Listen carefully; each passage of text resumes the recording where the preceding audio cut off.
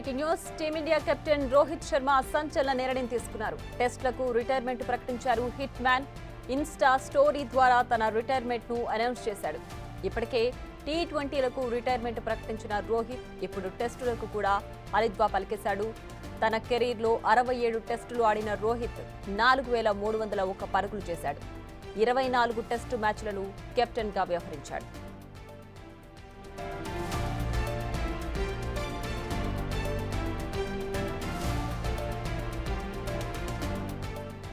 Test cricket నుంచి retired అవుతున్నాను. White ball గేమ్లో దేశానికి ప్రాతినిధ్యం వహించడం గర్వంగా ఉందని, ఇన్నేళ్లుగా తనకు మద్దతిచ్చిన ప్రతి ఒక్కరికి ధన్యవాదాలు. ఇకపై వన్డేలలో కొనసాగుతా అని స్టోరీలో రాసుకొచ్చాడు రోహిత్.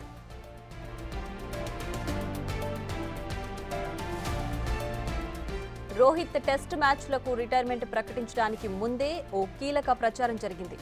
ఇంగ్లాండ్ సిరీస్కు సెలెక్షన్ కమిటీ కొత్త కెప్టెన్ను ఎంపిక చేయనుందన్న ప్రచారం జరిగింది. అంతలోనే రోహిత్ శర్మ ఈ ప్రకటన చేశాడు. జూన్ 20 నుంచి ఇంగ్లాండ్తో టెస్ట్ సిరీస్ ఆడనుంది టీమిండియా. ఇప్పుడు కొత్త కెప్టెన్ సారథ్యంలో ఈ మ్యాచ్లు ఆడనుంది. ఈ 5 మ్యాచ్ల టెస్ట్ సిరీస్లో రోహిత్ స్పెషలిస్ట్ బ్యాట్స్మెన్గా ఆడుతాడని ప్రచారం జరిగింది. బార్డర్ గవాస్కర్ ట్రోఫీలో ఘోర వైఫల్యం తర్వాత రోహిత్ శర్మపై చర్యలు తీసుకుంటారన్న ప్రచారం జరిగింది. కానీ బీసీసీఐతో జరిగిన చర్చల తర్వాత అలాంటిదేం ఉండదన్న క్లారిటీ వచ్చింది.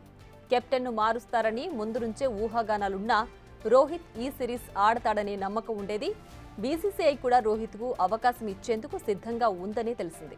కానీ రోహిత్ ఇప్పుడు అనూహ్యంగా రిటైర్మెంట్ ప్రకటించాడు.